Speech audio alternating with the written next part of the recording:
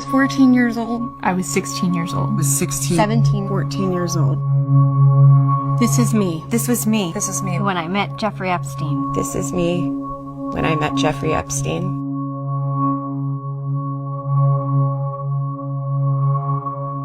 There are about 1,000 of us. இந்த மாதிரி ஆயிரக்கணக்கான சிறுவர்கள், பல்லாயிரக்கணக்கான பெண்கள் பாதிக்கப்பட்டிருக்காங்க. அமெரிக்க ஜனாதிபதி டொனால்ட் ட்ரம்ப் உட்பட இன்னும் பல பேர்.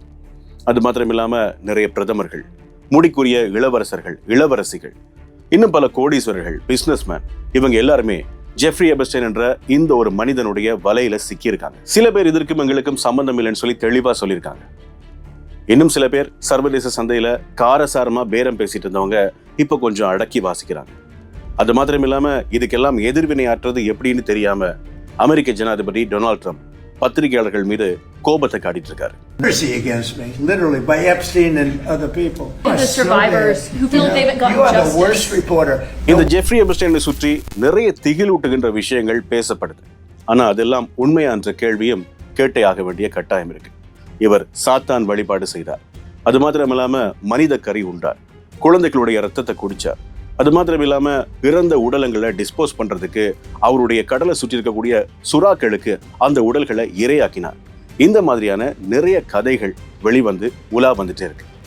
இது எதுவுமே சட்ட ரீதியாக சட்டபூர்வமாக உறுதிப்படுத்தப்படாத தகவல்கள். ஆனா அவருடைய தீவில் இருக்கக்கூடிய சில கட்டடங்கள், அது மாத்திரம் இல்லாம சில கட்டட அமைப்புகள், இது எல்லாவற்றையும் பார்த்து சில பேர் உருவாக்கி இருக்கக்கூடிய தியரி தான் இது அப்படின்னு சொல்லி இன்னும் சில பேர் கருத்து சொல்றாங்க. ஏன்னா இது எதுவுமே உறுதிப்படுத்தப்படாத தகவல். அப்படின்னா இதுல உறுதிப்படுத்தப்பட்ட தகவல் எது? யார் அதிகமா பாதிக்கப்பட்டாங்க? அந்த நபர்கள் எல்லாம் யார் அப்படின்றது தான் இந்த காணொலியில நாங்க பார்க்க போறோம். கிட்டத்தட்ட 27 வருஷம் ஒரு திருமண வாழ்க்கையை சந்தோஷமா கொண்டு போயிட்டு இருந்த எங்க எல்லாருக்குமே ரொம்ப பரிச்சயமான பில் கேட்ஸ் அப்படின்ற ஒரு மிக பிரபலமான மைக்ரோசாஃப்ட் நிறுவனத்தினுடைய நிறுவனர் தன்னுடைய திருமண வாழ்வை முறித்து கொண்டது இவருடைய தொடர்புக்கு பிறகுதான் அப்படின்னு சொல்றாங்க. மெலிண்டா, பில் கேட்ஸினுடைய முன்னாள் மனைவி. ஜெஃப்ரி எபஸ்டைனோட இவர் தொடர்பு ஏற்படுத்திக் கொண்ட உடனேயே இவர் ரொம்ப மோசமானவர், அவரோட சேர வேணாம் அப்படின்னு சொல்லி பில் கேட்ஸுக்கு அறிவுறுத்துறாங்க. அந்த அறிவுறுத்தலையும் தாண்டி தான் பில் கேட்ஸ் அவரோட நட்பை பேண்றார். இதற்கு பிறகு ஒரு ரஷ்ய பெண்ணோட நெருங்கிய தொடர்பு கொண்டு இவருக்கு பால்வினை நோய் ஏற்பட்டிருப்பதாகவும் சொல்லப்படுது. அது மாத்திரமில்லாம இந்த குப்பையிலிருந்து நான் ஏற்கனவே வெளியே வந்துட்டேன், என்னுடைய மகள் வயது குழந்தைகள் இப்படி ஒரு மோசமான விஷயத்த அனுபவிச்சிருக்காங்கன்னு நினைச்சு பார்க்கும் போதே எனக்கு ரொம்ப கஷ்டமா இருக்கு.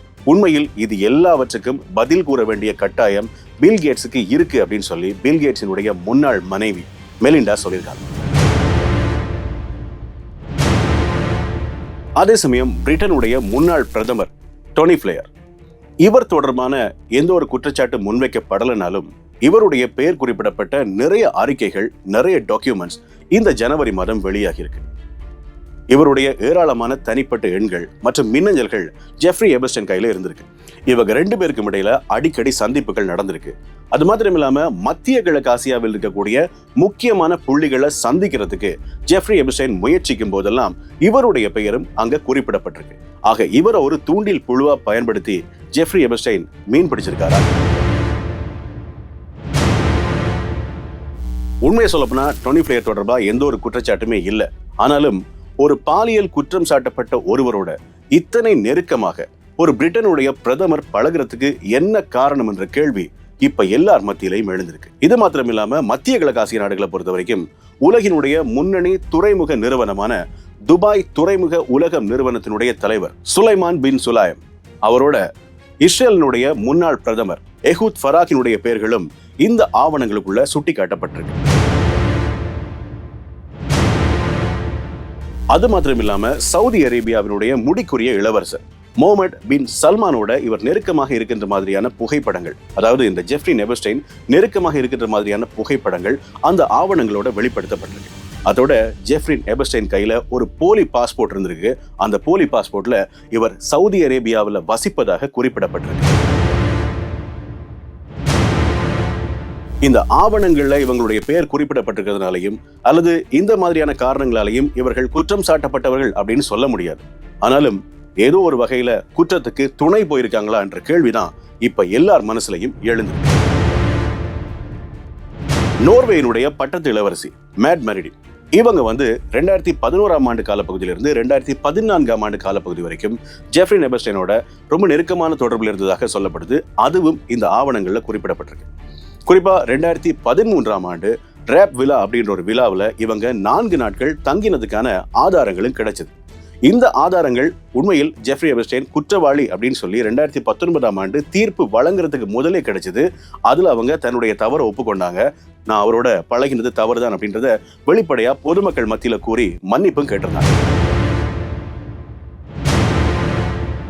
அதே சமயம் இவங்களுடைய மகன் மரியஸ் போப் இவரும் 4 பெண்களால பாலியல் குற்றச்சாட்டுக்கு உள்ளாக்கப்பட்டு இப்ப அந்த வழக்கு விசாரணை நடந்துட்டு இருக்கு நோர்வேல. இதுவும் நோர்வே மக்கள் மத்தியில மிகப்பெரிய அதிர்ச்சியை ஏற்படுத்தியிருக்கு. இதற்கு நேரடியாக ஜெஃப்ரி எப்ஸ்டைன் சம்பந்தப்பட்டிருக்காரான்னு சொல்லி தெரியல. ஆனா சம்பந்தப்பட்டிருக்கலாம் அப்படின்னு சொல்லி சில பேர் தங்களுடைய கருத்துக்களை முன் வச்சிருக்காங்க.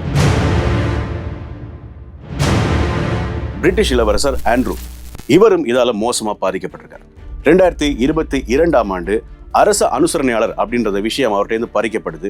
இவர் அரச குடும்பத்துக்குள்ள இனிமேல் இல்லை என்ற அறிவிப்பும் வெளியாகுது. அவர் பக்கிங்ஹாம் அரண்மனையில அவருக்காக இருந்த அலுவலகம் மூடப்படுது. அவர் அரண்மனையை விட்டு வெளியே போகணும் அப்படின்னு சொல்லி அறிவுறுத்தப்படுது. இப்பவும் கூட இவர் அரச குடும்பத்துக்கு சொந்தமான ராயல் லாட்ஜ் அப்படின்ற ஒரு சின்ன இடத்துல தான் தங்கி வர்றாரு. அந்த இடத்துல இருந்தும் இவர் வெளியேறி ஆகணும் அப்படின்னு சொல்லி பிரிட்டனுடைய மன்னர் கட்டளையிட்டு இருக்காரு.